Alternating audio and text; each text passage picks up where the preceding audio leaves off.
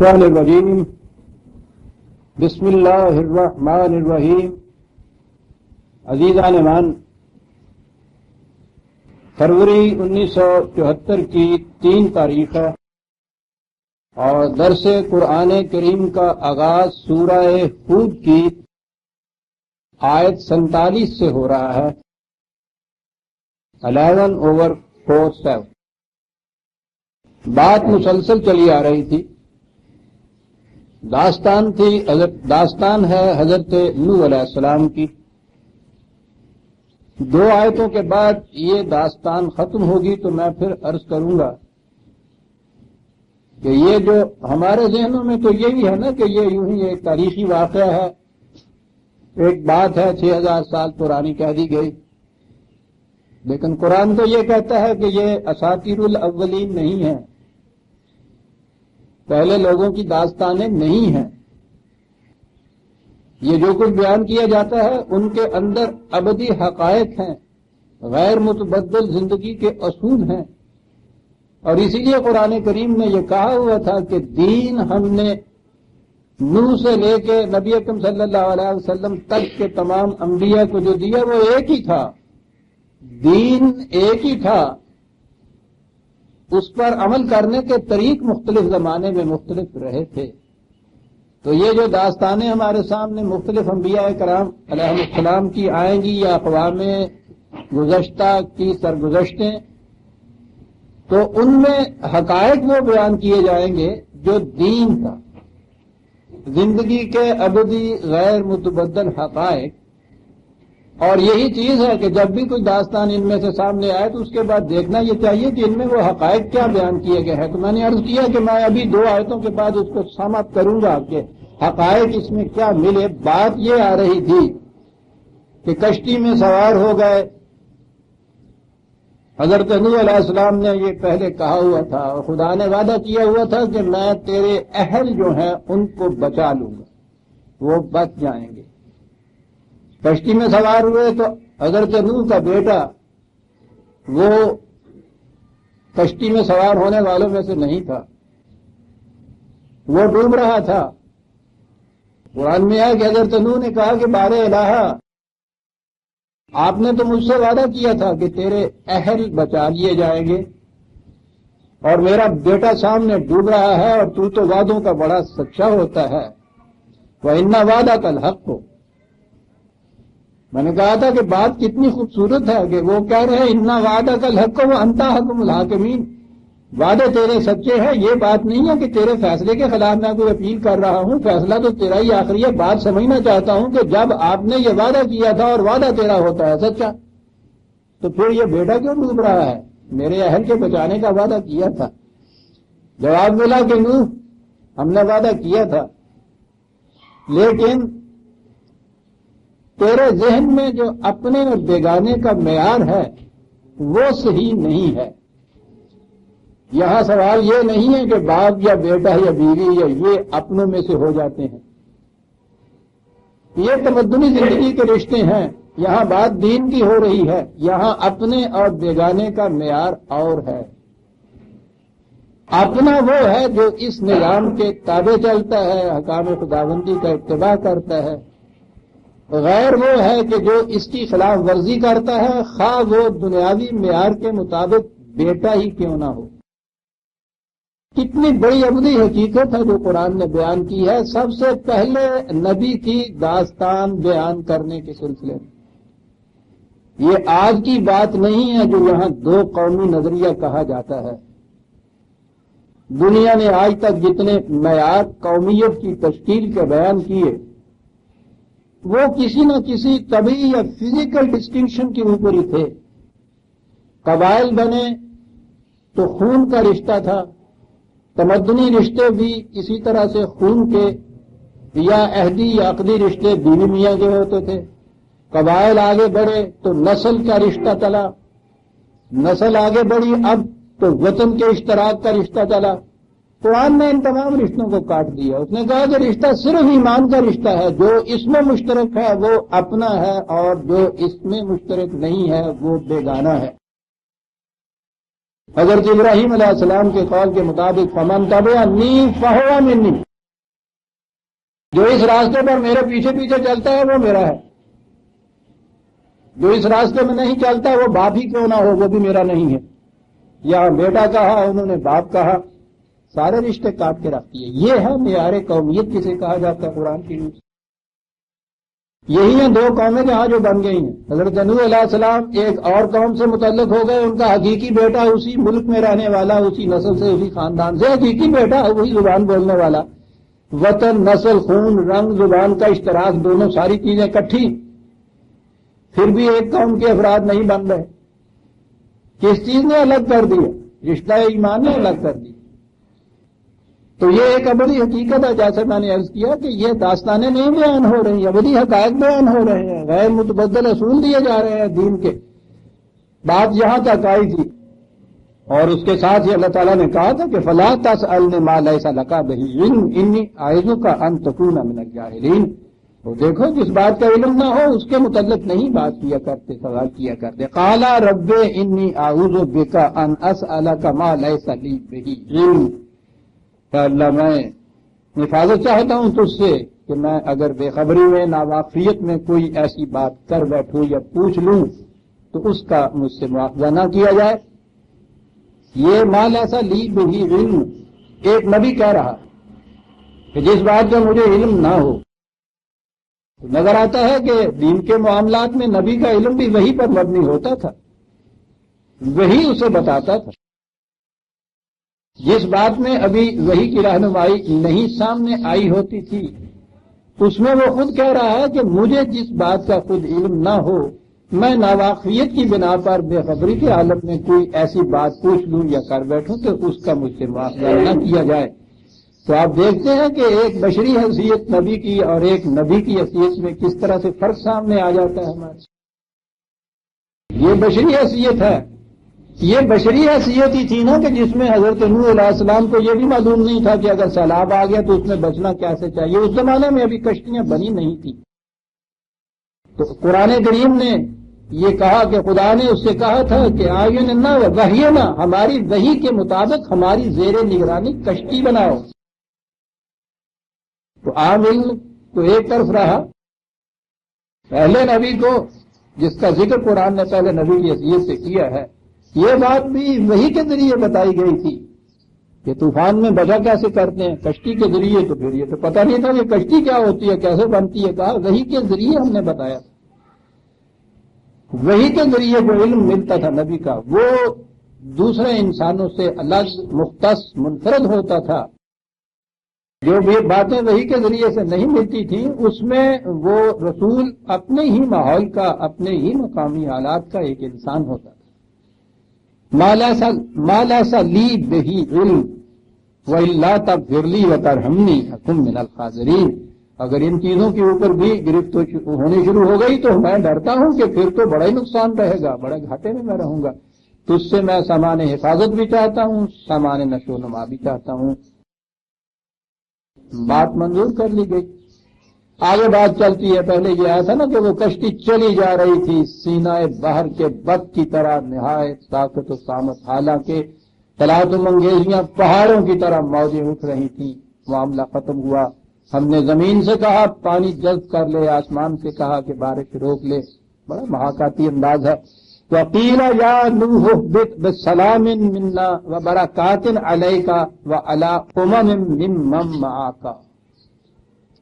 خشکی ہو گئی، طوفان تھم گیا، زمین خشک ہو گئی۔ دوسری جگہ ہے کہ وہ کشتی جودی کی پہاڑیوں میں جا کے ٹھہر گئی۔ ہم نے کہا کہ ہاں نوح اب تم اتر جاؤ اس سے۔ اب دیکھیے یہ دو چیزیں ہیں، بسلام منا و برکات علیک۔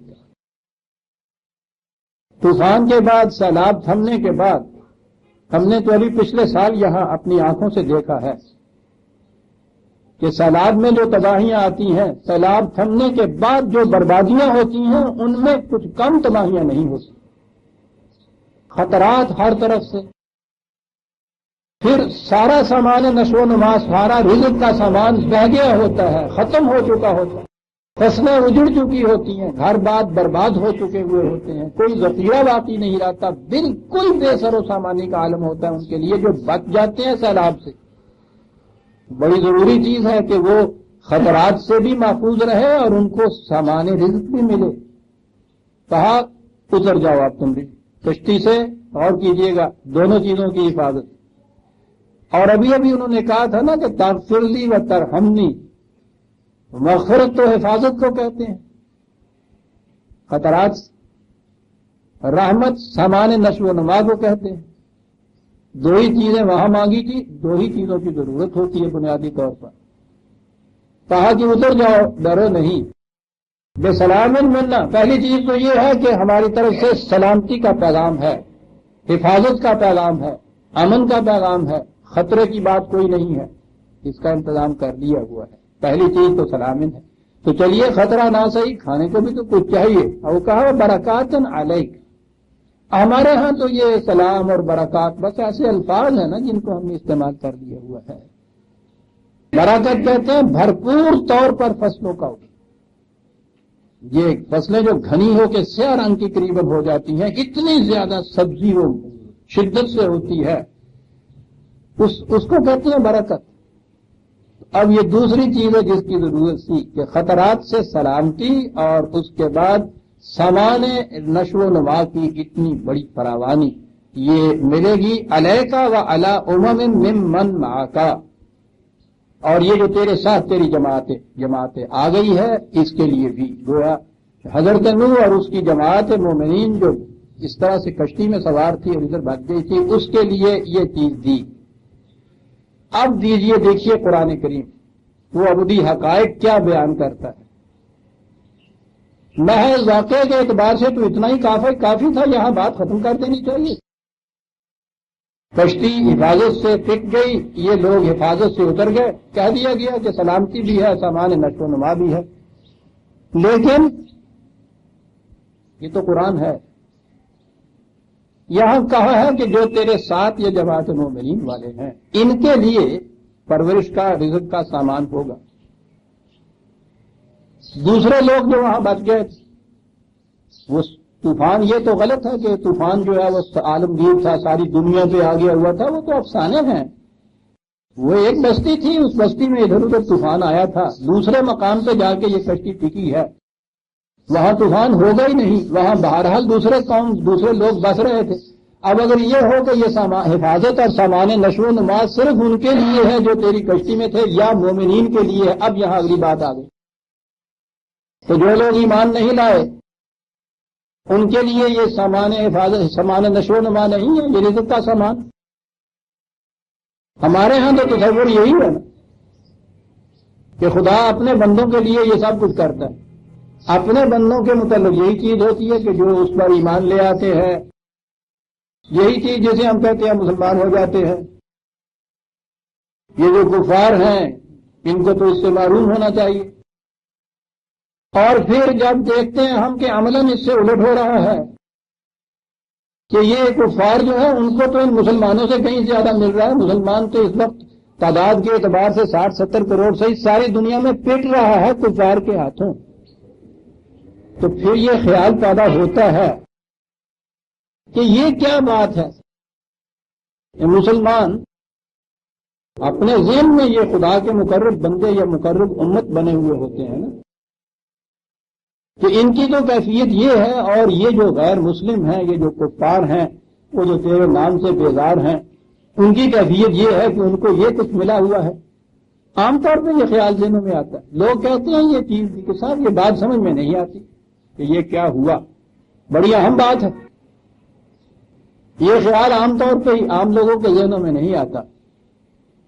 ہمارے حکیم الامت کے ذہن میں بھی یہ بات آئی تھی ایک دفعہ، جب انہوں نے شکوہ لکھا ہے علامہ اقبال نے، تو یہ اشعار تو بڑے اہم ان میں ہیں۔ وہ یہی شکوہ کرتے تھے کہ امتیں اور بھی ہیں، ان میں گناہگار بھی ہیں، عجز والے بھی ہیں، مستے میں پندار بھی ہیں، ان میں کاہل بھی ہیں، غافل بھی ہیں، ہوشیار بھی ہیں، سینکڑوں ایسے تیرے نام سے بیزار بھی ہیں، لیکن رحمتیں ہیں تیری اغیار کے کاشانے پر برق گرتی ہے تو بیچارے مسلمانوں پر، رحمتیں ہیں تیری اغیار کے کاشانوں پر، برق گرتی ہے تو بیچارے مسلمانوں پر۔ یہ شکایت نہیں ہے ان کے خزانے معمور، نہیں محفل میں جنہیں بات بھی کرنے کا شعور۔ قہر تو یہ ہے کہ کافر کو ملے حور و قصور اور بیچارے مسلمان کو فقط وعدہ حور۔ اب وہ الطاف نہیں، ہم پہ عنایات نہیں، بات یہ کیا ہے کہ پہلی سی مراعات نہیں۔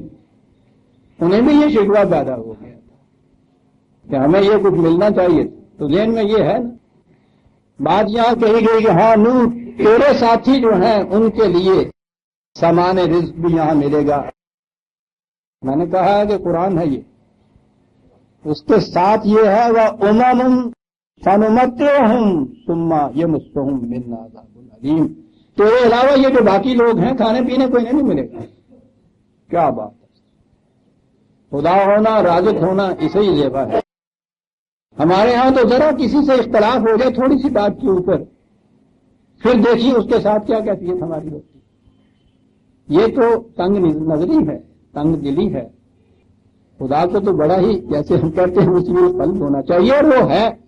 میں کہتا ہوں یہاں حالانکہ بظاہر کوئی اور اس واقعے کو مرحوم کرتا تو یہ ذہن میں بھی نہ آتا کہ یہ بات ساتھ کہنے کی ہے۔ کہا کہ تیری جو قوم ہے، تیری جماعت جو ہے، یہ جو مومنین کی جماعت ہے، ان کو رزق بھی ملے گا، فراوانیاں بھی ملے گی، بات ختم ہو جاتی یہاں۔ قصہ تو حضرت نوح کا تھا، لیکن کہا کہ نہیں، دل میں یہ خیال پیدا ہو کہ صاحب یہ سامان رزق صرف انہیں کو ملے گا۔ انہوں نے کہا کہ نہیں، یہ جو دوسری قوم جماعتیں ہیں ان کو بھی یہ ملے گا۔ فرق آگے بتایا ہے دو لفظوں میں، اور یہی چیز ہے جو میں سمجھتا ہوں ذرا وضاحت طلب ہے۔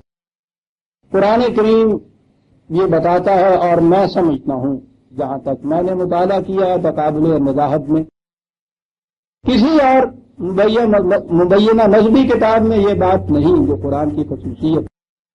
قرآن نے کہا یہ ہے کہ اس دنیا کی طبی چیزیں جتنی بھی ہیں، طبی قوانین کے تابع وہ چلتی ہیں، اور ان میں جو بھی ان قوانین کا علم حاصل کر لیتا ہے اور ان کے مطابق وہ محنت کرتا ہے، اس کے نتائج اس کو مل جاتے ہیں۔ اس میں کافر اور مومن کا کوئی فرق نہیں۔ میں نے یہ الفاظ دو استعمال کیے، کافر اور مومن کا فرق نہیں ہے، وہ جو ہم ذہن میں اپنے سمجھتے ہیں کافر۔ میں نے پچھلے درس میں یہ کہا تھا کہ قرآن کریم نے جو کہا حضرت نوح سے کہ ہماری وحی کے مطابق کشتی بناؤ، میں نے کہا تھا کہ آج بھی جو شخص یا جو قوم سیلاب اور طوفان سے بچنے کے لیے کشتیاں اور جہاز بناتی ہے، وہ خدا کی اس وحی کا اتباع کر رہی ہوتی۔ قوانین خداوندی دو قسم کے ہیں، ایک وہ ہیں جو اس خارجی کائنات میں کار فرما ہیں، جنہیں لاز آف نیچر کہتے ہیں، قوانین فطرت کہتے ہیں، وہ بھی خدا کے قوانین ہیں، ان کا اتباع بھی خدا کے قوانین کا ہی اتباع ہے۔ جو قوم ان قوانین کا اتباع کرتی ہے، اسے ان قوانین کی روح سے یہ طبی زندگی کے سارے سامان نشو و نما، اسباب رزق سب میسر آتے رہتے ہیں۔ اس نے کہا ہے کہ یہ آدم سے کہا ہے سخر لکم ما فی السماوات و ما فی الارض جميعا، اس کائنات کی پستیوں اور بلندیوں میں جو کچھ تھا تمہارا مسخر تابع تسخیر کر دیا ہم نے۔ اور یہ آدم سے ہی کہا تھا وَعَلَّمَ آدَمَ الْأَسْمَاءَ كُلَّهَا، ان تمام چیزوں کا کہ قوانین کا علم حاصل کرنا، اس کی صلاحیت ہر آدمی میں ودیت کر کے ہم نے رکھ دی ہے۔ یہ تو آدمی سے کہا تھا، جو بھی ان قوانین کا علم حاصل کرے گا، ان کے مطابق طریق مہیا کر لے گا، یہ ان کے نتائج اس کے لیے آتے چلے جائیں۔ یہ ہے وہ حقیقت جو قرآن کریم نے بڑی تفصیل سے بیان کی ہے۔ دو چار آیتیں میں پیش کرتا ہوں۔ سورہ بنی اسرائیل کی آیت 18، جو فرق ہے جہاں جا کے یہ مومن اور کافر کا فرق شروع ہوتا ہے وہ میں اس کے ساتھ بعد میں عرض کروں گا۔ پہلی چیز یہ کہوں گا، یہ بیان کرنا چاہتا ہوں قرآن کی ان تفاصیل کو، وہ جو کہتا ہے کہ من کان یرید العاجلۃ عجلنا لہ فیہا ما نشاء لمن نرید، جو اسی طبی زندگی کے، اسی قریبی زندگی کے، اسی دنیا کی زندگی کے طبی سامان، طبی فوائد جو حاصل کرنا چاہتا ہے ہم اسے یہ دیتے ہیں اپنے قوانین کے مطابق۔ ومن اراد الآخرۃ وسعی لہا سعیھا وہو مؤمن فاولئک کان سعیہم مشکورا۔ اس کے ساتھ دوسرا شخص جو ان چیزوں کے اوپر بھی ایمان رکھتا ہے اور اس کے ساتھ ہی یہ دوسری چیز جو ہے اس کی تشریح میں بعد میں کروں گا، آخرت کو بھی ذہن میں رکھتا ہے، اس کو بھی اس کی کوشش کے مطابق، اس کی محنت کے مطابق اجر ملتا چلا جاتا ہے۔ تو گویا دو جماعتیں ہمارے سامنے یہ آ گئی ہیں یہاں۔ ایک وہ ہے کہ جو یہی دنیا کے سامان ہی چاہتی ہے، وہ کہتا ہے اس کو ہم دیے جاتے ہیں اس کی محنت کا محاصر۔ دوسری جماعت یہ ہے کہ وہ یہ بھی چاہتی ہے، اس کے ساتھ وہ بھی چاہتی ہے، آخرت کی چیز بھی چاہتی ہے، کہتا ہے اسے بھی ہم دیے جاتے ہیں۔ یہ جو ہے جماعت مومنین، اس کو تو چھوڑیے، ہم بھی یہ کہتے ہیں کہ اس کو ملتا ہے۔ وہ جو دوسری جماعت ہے کہ جو آخرت پہ ایمان ہی نہیں رکھتی، کہا یہ ہے کہ اس کو بھی ہم دیتے ہیں۔ اور اگلا ٹکڑا جو اگلی آیت کا ہے، کُلًّا نُمِدُّ ہؤلاء وہؤلاء مِنْ عطاء ربک، اس جماعت کو بھی اور اس جماعت کو بھی، دونوں گروہوں کو ہم مدد دیے چلے جاتے ہیں، بڑھاتے چلے جاتے ہیں، دونوں گروہوں۔ کُلًّا نُمِدُّ ہؤلاء وہؤلاء، یہ ہے عزیزان من جسے رب العالمین ہونے کا شرف حاصل ہے۔ کُلًّا نُمِدُّ ہؤلاء وہؤلاء، سورج یہاں یہ نہیں ہے کہ اگر ایک ہندو یا سکھ ہرنام سنگھ جو ہے وہ اگر زمین کو قاعدے کے مطابق اس کی اصلاح کرتا ہے، ہل جوتا ہے، اچھا بیج ڈالتا ہے، پانی دیتا ہے، اس میں رکھوالی کرتا ہے، جو قاعدہ یا قانون فطرت ہے اس کے مطابق وہ فصل بوتا ہے، تو ہم یہ کہیں کہ نہیں صاحب یہ ہرنام سنگھ ہے، اس واسطے اس کی کھیتی تو نہیں ہوگی گی، اس میں تو نہیں دانے پڑیں گے۔ اور یہ محمد عبداللہ ہے بیٹھا ہوا، ٹھیک ہے، وہ بیٹھا رہتا ہے، نماز روزے پڑھتا رہتا ہے، رکھتا رہتا ہے، اور اس کی کھیتی میں جا کے کرتا نہیں ہے، وہاں ہوگے گی، کہنے لگے سوال نہیں۔ ایک کھیت میں محمد عبداللہ ہل چلاتا ہے، دوسرے میں ہرنام سنگھ ہل چلاتا ہے، کُلًّا نُمِدُّ ہؤلاء وہؤلاء، کیا الفاظ ہیں! اسے اس کی محنت اور قاعدے کے مطابق، اسے اس کی محنت اور قاعدے، اسے بھی نمد، ہم اسے مدد دیتے ہیں، ہم اسے بھی مدد دیتے ہیں۔ عطاء رب، یہ جو چیزیں ہیں وہ ہماری طرف سے بطور عطیہ کہ پوری انسانیت کے لیے ہم نے ان کو دیا ہوا ہے۔ اور اگلا ٹکڑا ہے عجیب ہے، تو یاد رکھو وَمَا كَانَ عَطَاءُ رَبِّكَ مَحْظُورًا، جو چیزیں ہم نے پوری انسانیت کی نشو و نما کے لیے دی ہیں، وہ ان میں کہیں ہم نے پھاٹک نہیں لگا دیا کہ ہرنام سنگھ یہاں تک جائے گا اور محمد عبداللہ آگے تک چلا جائے گا، ہم نے کہیں پھاٹک نہیں لگا۔ ان قوانین کے مطابق صرف انسان، اور کوئی اگلی شرط نہیں جسے ہم کفر و ایمان کی شرط کہتے ہیں۔ اصل یہ ہے عزیزان من کہ جہاں تک قوانین فطرت کے اتباع کا تعلق ہے، جو ان قوانین کا اتباع نہیں کرتا وہ ان قوانین کا کافر ہے، نام مسلمانی کیوں نہ ہو اس کا۔ جو ان قوانین کا اتباع کرتا ہے وہ ان قوانین کا مومن ہے، آپ کے معیار کے مطابق اسے آپ کافر کی لسٹ میں کیوں نہ لے آئے، صرف اتنا ایسا سمجھ لیجیے، ان قوانین کا کافر اور ان قوانین کا مومن، تبھی زندگی کے اندر وَمَا كَانَ عَطَاءُ رَبِّكَ مَحْظُورًا، ہم نے کہیں پھاٹک نہیں لگا دیا کہ یہ جائے گا اور وہ نہیں جائے گا اس سے آگے۔ دوسری جگہ ہے 42/20، من کان یرید حرث الآخرۃ نزد لہ فی حرثہ ومن کان یرید حرث الدنیا نؤتہ منہا، جو دنیا اور آخرت دونوں کی کھیتی چاہتا ہے اس کی کھیتی بھی ہم بڑھاتے چلے جاتے ہیں، جو اس دنیا کی کھیتی اور فصل چاہتا ہے اسے بھی ہم بڑھاتے چلے جاتے ہیں۔ میں نے عرض کیا کہ فرق آگے آتا ہے، جہاں تک اس دنیا کے فطرت کے مطابق قوانین کا تعلق ہے، ان قوانین کے نتائج کا تعلق ہے، اس میں انسان اور انسان میں کوئی فرق نہیں، فرق صرف یہی ہے کہ جو ان کا اتباع کرتا ہے اس کا حاصل اسے مل جاتا ہے، جو اس کا اتباع نہیں کرتا اسے اس کا حاصل نہیں ملتا۔ اس میں کوئی تمیز نہیں ہے مسلمان اور کافر، انسان ہونا صرف، آدمی ہونا اس کے لیے صرف شرط۔ یہ جو یہاں یہ سب کچھ لے جانے والے ہیں، کہا ہے اس کے بعد کہ جو اپنی زندگی کا نصب العین اپنے سامنے پروگرام، مطمع نگاہ، مقصد حیات صرف دنیا کی متاع کو چاہتا ہے، ملتا ہے اسے یہ سب کچھ، لیکن انسانوں کی صورت میں قوانین کا ایک اور ضابطہ بھی ہے، طبی قوانین کے علاوہ، فزیکل لاز کے علاوہ یہ جو ضابطہ ہے قوانین کا، اسے دین کہا جاتا ہے، اسے انسانیت کے قوانین کہہ لیجیے، اسے اقدار کہہ لیجیے، اسے ویلیوز کہہ لیجیے، یہ طبی قوانین سے الگ ہے۔ یہ چیز کہ جو شخص بھی، آج تو شاید یہ بات سمجھ میں نہ آئے یا مذاق اڑے، خالص گھی کھاتا ہے اس کی صحت اچھی ہوتی ہے، اب تو یہ کبھی کبھی اگر خالص گھی ہمارے بچوں کو مل جاتا کھانسی لگ جاتی ہے انہیں، جی ہاں، لیکن بہرحال خالص گھی کھانے سے صحت اچھی ہوتی ہے۔ ہرنام سنگھ کھائے گا اس کی بھی اچھی ہو جائے گی، عبداللہ کھائے گا اس کی بھی اچھی ہو جائے گی۔ ایک چیز آگے آتی کہ ایک گھی اپنی کمائی کا خریدا ہوا اور ایک گھی چرایا ہوا، گھی تو اپنا فائدہ جسم کے اوپر دونوں کے ایک جیسا دے دے، جسمانی صحت تو دونوں کی یکساں بڑھے گی۔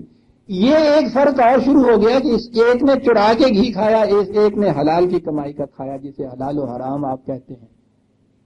اس کا جو آگے فرق پڑتا ہے، یہاں ہرنام سنگھ اور عبداللہ میں فرق شروع ہوتا ہے۔ ہرنام سنگھ وہ ہے کہ جو سمجھتا یہ ہے کہ نہیں صاحب کچھ فرق نہیں ہے، چوری کا ہو یا حلال کا ہو یا حرام کا ہو، وہ ہرنام سنگھ ہے، خواہ اس کا نام عبداللہ ہی کیوں نہیں ہے۔ یہاں فرق پڑتا ہے آ کر، کھیتی دونوں کی یکساں اگتی ہے، ایک اس کھیتی کے محاصل کو لے جا کے اپنی کوٹھیوں میں بند کر دیتا ہے۔ قال الملأ الذین، آیا نا قرآن میں کہ مخالفت کی تھی انہوں نے، جو ساری کھیتی کو لے جا کے اپنی کوٹھیوں میں بند کر دیتے تھے، غریب بھوکا مرتا تھا، انتظار کرتے رہتے تھے کہ اور زیادہ یہ بھوکا مرے تاکہ اور زیادہ بھاؤ چڑھے۔ پھر بات میں سے بات نکلتی ہے، یہ پتا ہے یہ بھاؤ چڑھتے کیوں ہیں، ادھرتے کیوں ہیں؟ میں نے کہا نا کہ ہمارے ہاں تو یہی چیز ہے نا، صبح منڈی میں اترو تو کہتے ہیں جی اجی کی پا نکلیا ہے گا، نکلیا ہے، جسے روڈ کے چوہا نکلتا نکلیا، تو نکلتا کتوں ہے گا؟ چار بندے جڑے نے پیچھے بہ کے پہلا طے کر لیں نے، پھر کہنا جی آج آپ آ نکلیا ہے گا۔ میں نے کہا تھا نا کہ زبانوں میں یا قوموں میں یہ جو بعض اوقات جن کو محاورہ کہتی ہیں یا مثل ضرب المثل کہتے ہیں، یہ بڑی عجیب چیز ہوتی ہے، وہ تجربوں کا تت نکالا ہوا ہوتا ہے۔ یہ پتا کہ بھاؤ پھر یہ چڑھتا کیوں ہے؟ پنجابی میں دو لفظ ہیں، پاک کن بگاڑیا رات دیا بھوکیاں۔ جو رات کا بھوکا ہوتا ہے پھر وہ صبح اٹھ کے یہ نہیں پوچھتا کہ کتنے میں دیتے ہو، اسے تو یہ ہوتا ہے کہ مل جائے کسی طرح سے، ہے نا۔ جس زمانے میں یہ آپ کے یہاں قلت پیدا ہوتی ہے چیزوں کی اور جاتے ہو کیوں میں کھڑے ہو کے لینے کو، کبھی کسی نے وہاں دکاندار سے پوچھا ہے کہ بھائی کتنے کا سیر دو گے؟ وہ کہتا یہ ہے کہ بابا کتنا دے دو گے، پاؤ بھاؤ گے کہ منوار سیر دے دے کس طرح خدا واسطے، وہ پوچھتا ہی نہیں کہ کتنے کا آپ سیر دو گے۔ یہ کیوں بھاؤ چڑھا ہے؟ پاکن چاڑیا، پاکن چاڑیا نہیں بگاڑیا، پاکن بگاڑیا رات دیا بھوکیاں نے۔ یہ جو ملا الذین قرآن نے شروع کیا ہے نا، ہر نبی کے مقابلے میں جو آتے ہیں، یہ کیوں ان کو یہ کیوں کہا؟ میں نے کئی دفعہ یہ کہا ہے، قرآن کے الفاظ پہ غور کیا کر، یہ اس نے یہ لفظ چیز کا سردار کا استعمال نہیں کیا، عربی زبان میں الفاظ موجود تھے۔ لفظ یہ ہے کہ وہ جو ان تمام چیزوں کو کوٹھیوں میں بھر لیتے ہیں، پھر انتظار کرتے ہیں کہ بھوکے کتنے ہیں، پھر بھوک کتنی بڑھتی ہے، کتنی شدت کی بڑھتی ہے۔ جس شدت کی بھوک بڑھتی ہے نا اسی انداز سے بھاؤ بگڑتا ہے۔ یہاں فرق آگے بڑھ گیا، کھیتی تو عبداللہ اور ہرنام سنگھ دونوں کی فطرت کے قاعدوں کے مطابق اپنا پھل دے دے گی۔ اگلی چیز یہ ہوگی کہ جو اسے لے جاتا ہے اپنی ذات کے لیے، اپنوں کے لیے، اور پھر یہ جو انسان ہے ان کی احتیاج سے فائدہ اٹھانے کے لیے ان کو اس طرح سے احتکار و ارتکاز جسے کہتے ہیں ہولڈ کر کے رکھ لیتا ہے، کوٹھیاں بھر لیتا ہے، پھر انتظار کرتا ہے کہ کب یہ بھوکے مریں اور کب میں ان کی کھال اتاروں۔ یہ ہے جو ہرنام سنگھ ہے۔ عبداللہ نام کیوں نہیں رکھا تھا؟ اور دوسرا وہ ہے جو خدا کے بنائے ہوئے قانون کے مطابق خدا کے دیے ہوئے اس عطیے میں سے اپنی محنت کے مطابق تو لے لیتا ہے اور باقی ان کی ضروریات کے لیے عام کر دیتا ہے کہ جو محنت سے اپنی ضروریات پوری کرنے سے معذور ہو چکے ہیں۔ حق للسائل والمحروم، یہ ہے دوسرا قانون کہ ان کے مال میں ان کی محنت کے محصول میں حق ہے، ایز آف رائٹ وہ ڈیمانڈ کر سکتے ہیں کہ جو معذور ہیں کہ اپنی محنت سے وہ اپنی ضروریات پورا نہیں کر سکتے۔ یہ ہو گیا جی دوسرا قانون۔ اب یہ جو دوسرا قانون ہے قرآن نے کہا یہ ہے کہ یہ دونوں قوانین کو اکٹھا رکھنا ہوگا۔ اگر قوانین فطرت سے آپ نے تغافل برتا تو ان قوانین کی روح سے جو کچھ حاصل ہونا ہے وہ نہیں ہوگا، یعنی اگر تم جا کے اپنے کھیت میں اس طریقے کے مطابق فصل نہیں بوتے تمہیں کچھ نہیں حاصل کچھ نہیں ہوگا، وہاں بھی محرومی ہے۔ پہلی چیز وہ قوانین، اس میں دونوں برابر ہیں۔ اور اس کے بعد اگلا ایک ضابطہ قوانین کا سیٹ شروع ہوا جنہیں آپ یہ اقدار یا ویلیوز کہتے ہیں، جہاں حلال اور حرام کی تمیز شروع ہوتی ہے وہاں یہ چیز کہی کہ جو ان قوانین کے ماتحت اپنی محنت کے محصول کو رکھتا ہے اسے کہتے ہیں ایمان بالآخرت، مستقبل کے اوپر بھی ایمان رکھنے والا۔ وہ پہلا جو ہے اس کو یہاں تک تو یہ سب کچھ مل جائے گا، یہ دوسرا جو ہے اسے یہ کچھ بھی ملے گا، اور اس کے علاوہ اس نے جو اس ضابطۂ قانون کے مطابق پھر ان چیزوں کو رکھا ہے اس کا نتیجہ اس کی مستقبل کی زندگی کی خوشگواریوں کی شکل میں ملے گا۔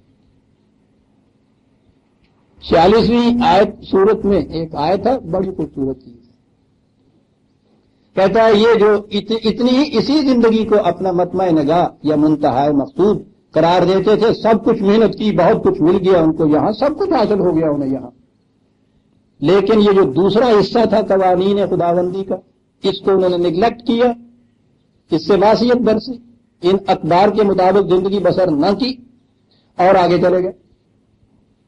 اس آگے چلے جانے کے متعلق ان لوگوں کے متعلق کہا گیا کہ آخرت میں ان کا حصہ نہیں ہوگا۔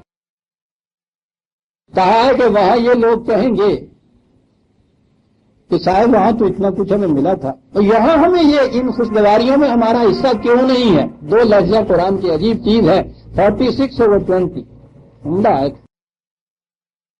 وہ کہیں گے کہ یہاں ہمارا ان میں کیوں حصہ نہیں ہے ان خوشگواریوں میں؟ کہا جائے گا کہ اذھبتم طیباتکم فی حیاتکم الدنیا واستمتعتم بہا، تم اپنی محنت کا محصول اور تمام خوشگواریاں جو تھیں وہ پوری کی پوری اس زندگی میں لے چکے تھے، کچھ باقی نہیں تم نے چھوڑی تھی، اس لیے اب یہاں کیا مانگتے ہو؟ تم نے محنت کی، اس کا محصول مل گیا، تم لے چکے ہوئے ہو خوشگواریاں زندگی کی وہیں اپنی زندگی کے اندر، پہلی زندگی میں، دنیا کی زندگی میں، اس لیے مستقبل میں تمہارا کوئی حصہ نہیں ہوتا۔ اور مستقبل جو ہے یہ یاد رکھیے قرآن کریم کی روح سے قوموں کی زندگی میں ہر اگلا آنے والا سانس بھی مستقبل ہے، ایک نسل کے بعد دوسری نسل بھی مستقبل ہے، اور اس کے بعد اس زندگی کے بعد مرنے کے بعد جو زندگی آنے والی ہے وہ بھی مستقبل ہے۔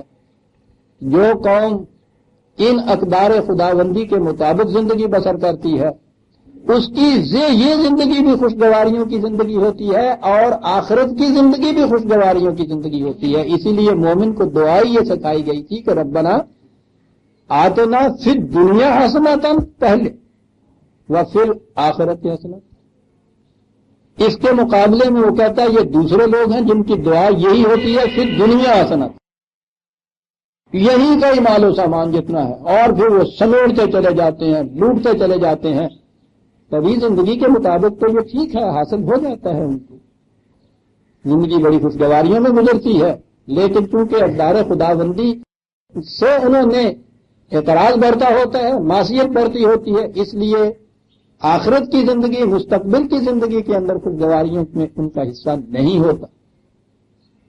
اب یہ رہا کہ یہ دو قوانین جو ہیں الگ الگ سیٹ بظاہر ہمارے سامنے آ گئے، دونوں خدا کے قوانین ہیں، یاد رکھیے، دونوں کا اتباع ضروری ہے، لیکن قرآن کہتا یہ ہے کہ دنیا میں عام طور پر ہوتا یہ ہے کہ لوگ ان میں سے ایک ہی سیٹ ہے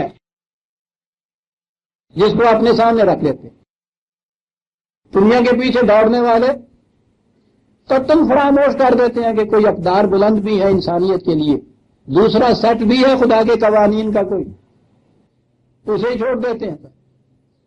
نتیجہ اس کا یہ ہے کہ یہ چیزیں تسخیر فطرت سے یہ سب کچھ حاصل تو ہو جاتا ہے، لیکن چونکہ جو کچھ حاصل ہوتا ہے ان کی تقسیم خدا کی اقدار کے مطابق نہیں ہوتی، اس لیے وہ معاشرہ جہنم کا معاشرہ ہو جاتا ہے۔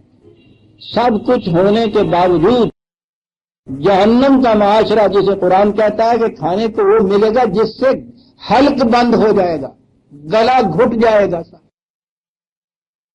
یہ معاشرہ جہنم کا معاشرہ ہو جاتا ہے۔ دوسرے وہ لوگ ہیں کہ جنہوں نے اس معاشرتی زندگی، اس طبعی زندگی کو، فزیکل لاز کو، دنیا کی زندگی کو قابل نفرت قرار دے، ہر چیز مادی یا میٹیریل جو بھی ہے وہ قابل نفرت ہے، قابل ترک ہے، روحانیت کے خلاف ہے، اللہ کے بندوں کے لیے آخرت کی زندگی ہے، یہ زندگی اس میں اس کا کوئی حصہ ہی نہیں ہے، غریبی، انکساری، عجز، بے بسی، بے کسی، بیچارگی، محکومی، محتاجی، یہ اللہ کے مقرر بندوں کی نشانیاں ہیں، اور یہ دنیا تو دنیا داروں کے لیے ہے۔ انہوں نے جو خدا کے قوانین کا پہلا سیٹ تھا، طبی قوانین کا، اس سے انکار برتا، اپنے تصور کے مطابق یہ سمجھا کہ یہ ہے اصل میں دوسرا جو سیٹ اب ہم کہہ رہے ہیں یہی ایک ہے۔ قوانین کا آدھا حصہ یہ ہوا، ہمارے ذہن میں یہ آتا ہے کہ خیر کوئی بات نہیں، ادھر کے قوانین کا آدھا حصہ صحیح، یا دوسروں نے ادھر کے قوانین کا آدھا حصہ لے لیا تو ان میں سے 50% تو مارک مل گئے نا۔ یہ تو ہمارا اور آپ کا معیار ہے نا ان کے اعمال کے تولنے کا، 50% مارک۔ سنیے قرآن کیا کہتا ہے، 2/85 سورہ بقرہ کی آیت 85، افتؤمنون ببعض الکتاب وتکفرون ببعض، کیا تمہاری کیفیت یہ ہے کہ ہمارے ضابطۂ قوانین کے ایک حصے کے اوپر ایمان رکھتے ہو، دوسرے حصے سے انکار کرتے ہو؟ میں نے عرض کیا نا کہ ہمارے ذہن میں تو یہ ہوگا نا کہ 10 سوال برابر برابر نمبروں کے تھے، 5 کر لیے، اس میں سے پہلے 5 کر لیے یا آخری 5 کر لیے، 50% مارک تو مل گئے، اور یہی پاس مارک تھے۔ راوی عائش لکھتا ہے، وہ کہتا ہے یہ تمہاری کیفیت ہے کہ ہمارے ضابطۂ قوانین کے ایک حصے سے انکار کرتے ہو، دوسرے حصے پہ ایمان لاتے ہو۔ سنیے، فما جزاء من یفعل ذلک منکم، تم میں سے جو بھی ایسی روش اختیار کرے گا، الفاظ غور سے سنیے عزیزان من، فما جزاء من ذلک، اس کا اس کے سوا کوئی اور نتیجہ نہیں ہوگا۔ کیا نتیجہ؟ یعنی اس کے سوا کوئی اور نتیجہ ہی نہیں ہوگا۔ پھر سن لیجئے کہ جو یہ کرتا ہے کہ اس ضابطۂ قوانین پر، یعنی جس کا ایک حصہ قوانین فطرت ہے، دوسرا حصہ یہ اقدار خداوندی ہے، ان دو پورا یہ ضابطہ ہے، جو اس کے ایک حصے پہ ایمان رکھتا ہے، دوسرے سے انکار برتتا ہے، تو کہا کہ جو بھی ایسا کرتا ہے اس کا نتیجہ اس کے سوا اور کچھ نہیں ہے کہ الا خزی فی الحیات الدنیا، اس دنیاوی زندگی کے اندر ذلت نصیب ہوتی ہے، ویوم القیامت یردون علی اشد العذاب، اور آخرت میں اس سے بھی زیادہ سخت عذاب میں مبتلا ہوتا ہے۔ غور فرمایا آپ نے؟ یہ جو طبی قوانین اس دنیا کو اس طرح سے قابل نفرت قرار دے کہ ان سے احتراز برتنا ہے، اجتناب برتنا ہے، اور ذہن میں یہ رکھنا ہے کہ اصل چیز روحانی زندگی ہے، اسے مذہب کہا جاتا ہے، دین نہیں۔ اور وہ جو ہے کہ زندگی یہی زندگی ہے، اس کے بعد اقدار، مستقل قوانین خداوندی، آخرت، یہ کوئی شے نہیں ہے۔ یہ اگر چیز ہو تو اسے کہتے ہیں جسے آپ کفر کہتے ہیں، دہریت کہتے ہیں، کچھ بھی نام رکھ لیجئے اس کا۔ یہ زندگی ہے یا وہ مذہب کی زندگی ہے؟ وہ کہتا ہے اس کے اندر یاد رکھیے، یہ جو اس زندگی کو قابل نفرت قرار دینے والے ہیں، خزی فی الحیات الدنیا، اسی زندگی میں ذلت ان کے نصیب میں ہو جاتی ہے۔ اور جس کے نصیب میں اس دنیا کی ذلت ہوتی ہے، قرآن کہتا ہے من کان فی ھذہ اعمی فہو فی الآخرۃ اعمی، جو یہاں کا اندھا ہوتا ہے وہ آخرت کا بھی اندھا ہی ہوتا ہے۔ یہ نہیں ہوتا کہ یہاں ذلت و خواری کی زندگی بسر کر رہی ہے قوم، اور جو ہی اس نے آنکھیں باندھ کی خدا کے یہاں پہنچے تو مقربین بارگاہ خداوندی اور معزز ترین زندگیوں کے وہ حامل قرار پا جائیں گے. قطعاً نہیں. یہ ضابطۂ قوانین جس کے دو حصے ہیں، ان دونوں حصوں کے اوپر عمل کرنے سے جنت بنتی ہے. دونوں حصوں پہ عمل کرنے کا نام دین ہے، اسے الاسلام کہتے ہیں. اس میں یہ زندگی بھی جنت کی زندگی ہوتی ہے، آنے والی زندگی بھی جنت کی زندگی ہوتی ہے. یہ ہے اسلام عزیزان من. اب آئیے جہاں بات ہم نے چھوڑی تھی کہ حضرت نوح علیہ السلام نے اس کو جب کہا گیا کہ ہاں تیری جماعت جو ساتھ آئی ہے اس کو برکات فراوانی رزق ملے گی، تو اس کے ساتھ فوراً کہا کہ یہ نہ سمجھیے کہ یہ جو دوسرے بندے ہیں، یہ جو کھیت ہل چلا رہے ہیں، کھیتیاں کر رہے ہیں، محنت کر رہے ہیں، انہیں یہ کچھ نہیں ملے گا. نہیں، وَعُمُومًا فَنُمَتِّعُهُمْ، ان کو بھی ملے گا. فرق کیا ہوگا؟ ثُمَّ يَمَسُّهُمْ مِنَّا عَذَابٌ أَلِيمٌ. فرق یہ ہوگا کہ یہ رزق کی فراوانیاں تو ملیں گی ان کو، لیکن چونکہ ان کا معاشرہ غلط قوانین، انسانوں کے خود ساختہ قوانین کے اوپر متشکل ہوگا، اس کا نتیجہ جہنم کی زندگی ہے، عذاب کی زندگی ہے جسے قرآن نے کہا. میں یہ ہے فرق جو قرآن بتاتا ہے. اور جس طرح میں نے ابھی عرض کیا کہ دین کے مطابق زندگی بسر کرنے سے یہ زندگی بھی جنت کی زندگی ہوتی ہے، آنے والی زندگی بھی جنت کی زندگی ہوتی ہے. یہ پورے سیٹ کے خلاف زندگی بسر کرنے سے یہ زندگی بھی جہنم کی زندگی ہوتی ہے، آخرت کی زندگی بھی جہنم کی زندگی ہوتی ہے. صرف قوانین خداوندی پر عمل کرنا اور اقدار خداوندی کو نظر انداز کرنا، میں نے عرض کیا ہے کہ وہ کس قسم کا جہنم پیدا کرتی ہے وہ تو آج ہمارے سامنے ہے، آنکھوں کے سامنے. یہی نہیں ہے کہ ہم ایسی قومیں جو پس ماندہ ہیں، جو ہم پیچھے رہ گئے ہیں، ہماری زندگی جہنم کی ہے. یہ قومیں جو بہت آگے بڑھ گئی ہیں اس میں، اور جن کے ہاں ان سامان کی رزق کی فراوانیاں ہیں، جنہوں نے زمین چھوڑ کر چاند تک کو مسخر کر لیا ہے، معاشرہ ان کا بھی جہنم کی زندگی کے اندر ہے. ان کے ہاں کے مفکرین کی آج کل جو کتابیں آ رہی ہیں، آپ دیکھیے قرآن نے جس طرح ڈسکرائب کیا ہے کہ جہنم میں جانے والے کیسے چیخ و پکار کر رہے ہوں گے. ان کتابوں میں ان کی چیخیں بلند نظر سنائی دے رہی ہوتی ہیں کہ جو آج کل ہو رہا ہے اس معاشرے کے اندر. ہمیں تو دوہری مار پیٹ رہی ہے کہ ہم نے قوانین خداوندی کا جو پہلا حصہ طبعی ہے اس کو بھی نگلیکٹ کیا تھوڑا.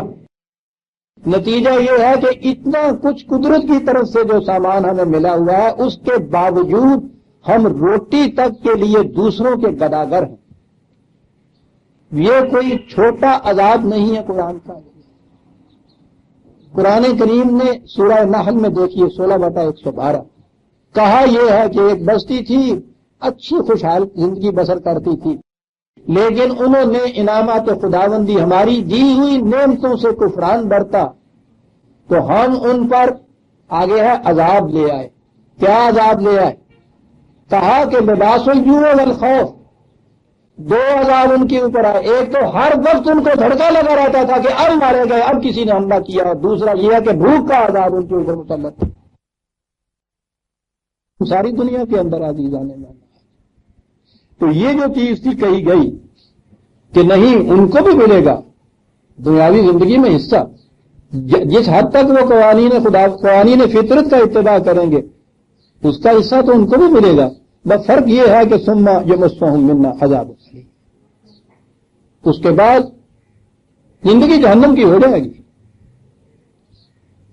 فراوانی رزق کے باوجود جہنم کی زندگی، اور رزق کی محتاجی سے جہنم کی زندگی، دونوں زندگی جہنم کی ہو جاتی ہے. دوسری زندگی وہ ہے جیسے میں نے کہا تھا، دونوں مجموعہ قوانین کے اوپر عمل کرنے سے یہ زندگی یہاں کی بھی جنت کی زندگی، آنے والی زندگی بھی جنت کی زندگی. یہ مستہم منا عذاب الیم قصہ یہاں ختم کیا، داستان جسے ہم کہیں گے. رسول اللہ صلی اللہ علیہ وسلم سے کہا گیا کہ تلک من انباء الغیب نوحیھا الیک ما کنت تعلمها انت ولا قومک من قبل ھذا. کہ وہ باتیں ہیں رسول جو ہم تمہیں وحی کے ذریعے سے بتا رہے ہیں، غیب کی باتیں ہیں وحی کے ذریعے بتا رہے ہیں، ان باتوں کو تو بھی نہیں جانتا تھا، تیری قوم بھی نہیں اس سے پیشتر جانتی تھی۔ یہاں سے ایک اور نقطہ ہمارے سامنے آ گیا جو میں نے پہلے بھی عرض کیا ہے، غیب کا علم صرف خدا کے لیے۔ قرآن میں یہ چیز متعین طور پر بصراحت کہی گئی ہے کہ غیب یعنی آنے والے واقعات یا ماضی کے وہ واقعات جو ابھی انسان کی معلومات میں نہیں آئے، ان کا علم صرف خدا کو ہوتا ہے۔ اس کے بعد اس نے یہ کہا ہے کہ ہم اپنے رسولوں میں سے ان میں سے جو بات چاہتے ہیں انہیں وحی کے ذریعے سے اس کا علم دے دیتے ہیں، ماضی کی باتوں کا بھی، بعض آنے والے واقعات کا بھی۔ قرآن کی روح سے صرف رسول کو وحی کے ذریعے سے آنے والے واقعات کا علم ہوتا ہے، اور یہ جو ہمارے ہاں پیشین گوئیوں کے دعوے لے کے بیٹھ جاتے ہیں، حضرت صاحب نے فرما دیا ہے کہ اس کے ہاں یہ ہوگا، ٹھیک ہے جاؤ یہ ہو جائے گا۔ یہ ہو جائے گا کیسے چاہے؟ قرآن متعین طور پہ کہتا ہے کہ کوئی شخص نہیں جانتا کہ کل میں کیا کروں گا، کوئی شخص نہیں جانتا میری موت کہاں ہو۔ کتنی بڑی چیز ہے، اتنا بڑا دعویٰ ہے قرآن کا، اور یہاں یہ لوگ ہیں حضرت صاحب ہیں اور اس قسم کے پیشین گوئیاں کرنے والے ہیں، اور دور تک کے آنے والے واقعات کے متعلق سب بتاتے چلے جاتے ہیں، پھر اپنی صداقت کا نشان کہتے ہیں دیکھیے نا پیشین گوئی ہماری پوری ہوئی۔ کوئی نہیں پوچھتا کہ قرآن پہ ایمان رکھتے ہو، وہ تو یہ کہتا ہے کہ غیب کا علم خدا کے سوا کسی کو نہیں، اور اگر ہے تو خدا وحی کے ذریعے سے اپنے رسولوں میں سے کسی کو یہ علم دیتا تھا۔ تو آج جو شخص یہ کہتا ہے کہ میں کل کی بات بتا سکتا ہوں، تو وہ دعویٰ کرتا ہے نا کہ وہ رسول ہے اور وحی کے ذریعے سے اس کو یہ بات ملی ہے، اور اگر ایسا دعویٰ نہیں ہے تو پھر خدا کے خلاف چھاتی پہ ہاتھ رکھ کے چیلنج کرتا ہے کہ تم تو یہ کہتے ہو کہ کوئی نہیں جانتا کل کیا ہوگا، ہم بتائیں گے سال بھر کے بعد کیا ہوگا، کل کیا کہتے؟ عزیزان من، آپ سوچئے کہ قرآن کو چھوڑ دینے سے ہم کن مقامات میں پہنچ گئے۔ یہ جو جھرمٹ لگا رہتا ہے نا یہ سائیں جی کے گرد، وہ کل کی بات معلوم کرنے کے لیے ہوتا ہے نا، اور کچھ نہیں تو سٹورے نمبر ہی صحیح۔ جو باتیں معلوم ہے کسی کو اس کے لیے تو سائیں جی سے کوئی نہیں پوچھتا جا۔ ٹائم ٹیبل اگر ریلوے کا پاس ہے تو کبھی نہیں جا کے پوچھتے کہ سائیں جی کل صبح خیبر میں کتنے بجے شام میں آئے گی۔ پوچھتے یہی ہے نا کہ بتائیے صاحب میرے مقدمے کا کیا فیصلہ ہوگا، میرے گھر علاج ہوگی یا نہیں، مجھے دولت ملے گی یا نہیں گی، آنے والے واقعات کا۔ وہ بھی مسلمان ہی نہیں ہوتے بتانے والے حضرت صاحب، وہ مقرب ہوتے ہیں خدا کے، یہ پوچھنے والا بھی مسلمان ہے۔ دونوں خدا کی اس کتاب پہ ایمان رکھتے ہیں جس میں یہ کہا ہوا ہے کہ کوئی شخص نہیں جان سکتا کہ وہ کل کیا کرے۔ قرآن یہ کہتا ہے رسول سے کہ یہ باتیں غیب کی تھی، تو نہیں جانتا تھا، ہم نے وحی کے ذریعے تمہیں بتائیں، اور جو بات وحی کے ذریعے رسول کو بھی نہ بتائی جائے رسول کو بھی اس کا علم نہیں ہوتا، قرآن یہ بتاتے ہیں۔ آگے ہے وہ بات، یوں تو میں نے کہا نا کہ جیسے ایک داستان بیان ہو رہی تھی، یہ سب کچھ بیان کرنے کے بعد کہا گیا ہے فاصبر، ایک لفظ بات کیا بتائی تھی کہ یہ حق اور باطل کے درمیان آویزش چلی آ رہی ہے پہلے دن سے۔ پہلے پیغمبر نے کہا عبد اللہ، خدا کے سوا کسی کی معصومیت نہیں ہو سکتی۔ اس نے کہا کہ تمام انسان خدا کی نظروں میں برابر ہیں انسان ہونے کی جہت سے۔ وہ جن کی کوٹھیاں دانوں سے بھری ہوئی تھی سرداروں نے کہا اٹھ کے کھڑے ہو گئے، اس نے کہا کہ قتل غلط ہے جو تم کہتے ہو۔ پہلی ہماری شرط یہ ہے کہ یہ جو لوگ اس طرح سے تمہارے ساتھ آ کے بیٹھ گئے ہیں، کمین ہمارے معاشرے کے کمی جنہیں ہم کہتے ہیں چھوٹے چھوٹے کاروبار کرنے والے، ان کو نکال دو اپنے یہاں سے۔ مخالفت ہوئی، بڑی کشم و کش ہوئی۔ کہا یہ کہ یہ نہ تو حضرت نوح سے بات متعلق تھی، نہ آج تمہارے ساتھ خصوصیت سے ہے، یہ ہوگا، یہ ہوتا چلا آ رہا ہے، یہی ہوگا۔ جہاں حق کی آواز بلند کرنے والا کوئی اٹھے گا، مفاد پرست گروہ اس کی مخالفت کرے گا، اس میں اس گروہ کو بڑی پریشانیاں تکالیف برداشت کرنی پڑیں گی۔ استقامت بڑی ضروری چیز، مستقل مزاج رہنا ہوگا، ثابت قدم رہنا ہوگا۔ پہلی ہی داستان حق و باطل کے بعد کہا فاصبر، بات سمجھ لی ہے رسول، تمہارے لیے ضروری ہے کہ استقامت سے رہو، ثابت قدم رہو۔ ثابت قدم کون رہ سکتا ہے؟ صرف وہ جسے یقین ہو کہ جس راستے میں میں چل رہا ہوں یہ مجھے ضرور منزل مقصود پہ پہنچا دے گا، وہی مسافر راستے کی صعوبات برداشت کرتا چلا جاتا ہے نا جسے یقین ہوئی ہے۔ کہا کہ فاصبر ان العاقبۃ للمتقین، یاد رکھ اس بات کو، راستہ بات کیا ہوئی؟ ٹیپ کے ذریعے درس سننے والوں کی خدمت میں اتنی وضاحت کر دوں کہ درمیان میں بجلی یہاں چلی گئی تھی، اس کی وجہ سے 2-4 منٹ کا جو درس کا حصہ تھا وہ ٹیپ نہیں ہو سکا۔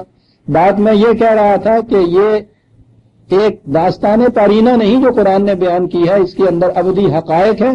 ان حقائق میں پہلی حقیقت یہ تھی کہ معیار تعظیم و تکریم کا قرآن کریم نے انسان کے عمل، اس کے جوہر ذاتی اور اس کے کردار اور کیریکٹر کو قرار دیا ہے، دولت کو قرار نہیں دیا۔ اب آگے بات، دوسری چیز جو کہی قرآن نے یہ کہ حضرت نوح علیہ السلام نے دعا کی کہ یا اللہ اس آنے والی تباہی سے ہمیں بچا لو، ہماری قوم کو بچا لو۔ کہا کہ ہاں اے نوح ہم نے تمہاری دعا کو سن لیا، ہم نے وہ دعا تمہاری قبول بھی کر لی، بچا لیں گے تمہیں ہم۔ نبی کی دعا سنیں گے، کہا قبول بھی کر لیا، بچا لیں گے ہم تمہیں بچا لیں گے، اور اس کے ساتھ کہا وَاسْنَعِ الْفُلْكَ بِأَعْيُنِنَا وَوَحْيِنَا، ہماری ہدایت کے مطابق کشتی بناؤ، اس طرح بچ سکو گے۔ نبی کی دعا مقبول ہو رہی ہے، خدا کی طرف سے کہا جا رہا ہے کہ ہم نے قبول کر لی دعا، بچا لیں گے تمہیں اس سے، دعا مانگنے سے نہیں بات کی، کہا کشتی بناؤ بس بچ جاؤ۔ اگلی چیز دین نے یہ بتائی کہ تبھی دنیا کے اندر، فزیکل ورلڈ کے اندر، یہ سارا کاروبار حیات جو ہے فزیکل لاز کے تابع ہوتا ہے۔ ایک نبی بھی محض دعا مانگنے سے، بہرحال کہ اس دعا کے متعلق یہ بھی خدا کی طرف سے آ جائے کہ ہم نے قبول کر لی ہے، دعا مانگنے سے غرق ہونے سے نہیں بچ سکتا، اس کے لیے ضروری ہے کہ وہ کشتی بنائے۔ دوسری حقیقت یہ آ گئی ہمارے سامنے عزیزان مان۔ تیسری حقیقت ہمارے سامنے یہ آ گئی کہ دنیا میں یہی چلا آ رہا تھا کہ اپنے اور بیگانے کا معیار یہ ہے کہ جو اپنی قوم سے، اپنی نسل سے، اپنے خون سے، اپنے رشتہ دار ہیں وہ اپنے ہیں، جن میں یہ چیز مشترک نہیں ہے وہ بیگانے ہیں۔ قرآن نے الٹ دیا اس سارے معیار کو، اس نے کہا کہ یہ غلط ہے، یہ چیز جو ہے یہ ایک فزیکل چیز ہے جسے تم یہ خون اور رنگ اور نسل کا اشتراک کہتے ہو، یہ تو حیوانوں کے اندر ہوتا ہے، بریڈز ان کی دیکھی جاتی ہیں۔ انسانوں میں قومیت کا معیار یہ ہے کہ جو ایمان میں مشترک ہیں وہ اپنے ہیں، جن کا اس میں اشتراک نہیں وہ بیگانے ہیں، خواہ اپنا بیٹا، اپنا باپ، اپنی بیوی کیوں نہ ہوتا ہے۔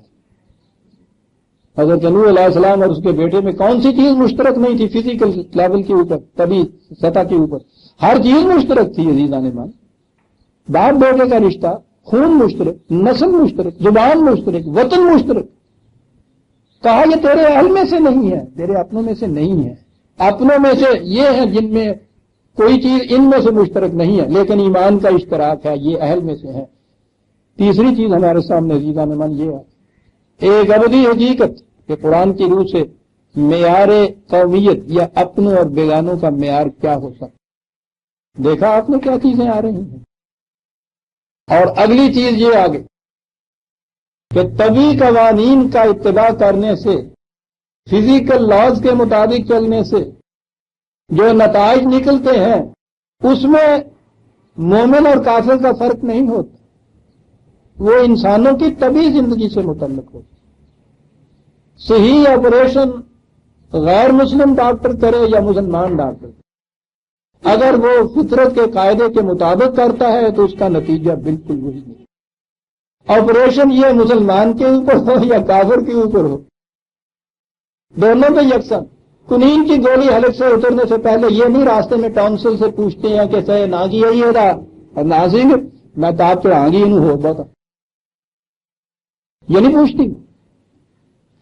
کبھی قوانین میں کوئی فرق نہیں رکھتا ہوتا، فرق رکھتا ہے آگے چل کے جہاں اقدار کا سوال ہے۔ یہ حلال کی کمائی کا یہ ہے، اس کا نتیجہ یہ ہوگا، حرام کی کمائی کا ہے، اس کا نتیجہ یہ ہوگا۔ آج تو عزیزان من میں سمجھتا ہوں کہ ہم بھی یہ کچھ الفاظ ہی ہیں جو ہماری زبانوں سے آ جاتے ہیں۔ اسماؤن سمیتموہا، کچھ الفاظ ہیں حلال اور حرام کے، اس کا کوئی امتیاز اور تفریق تو ہمارے ذہنوں میں بھی نہیں آتا۔ اور آگے تو میں سمجھتا ہوں جس معاشرے میں، جس ماحول میں ہم نے اپنے بچوں کی پرورش کی ہے، شاید ان کے زبان پہ یہ الفاظ بھی نہ آئیں آگے۔ اب تو کچھ مثالیں رہ گئی ہیں جس سے سمجھایا جا سکے۔ یوں ہی بچپن میں یہ پڑھا کرتے تھے، محمود غزنوی یہاں سے واپس گیا، اس کی فوج میں سپاہی تھے، یہاں وہ کچھ شہید ہوئے، مارے گئے۔ ایک بڑی آئی بیوہ اور اس نے آ کے فوج والوں سے پوچھا کہ میرا بیٹا بھی گیا تھا، کہو وہ زندہ ہے، کہاں ہے؟ انہوں نے کہا کہ نہیں، وہ تو میدان جنگ میں شہید ہو گیا یا مارا گیا۔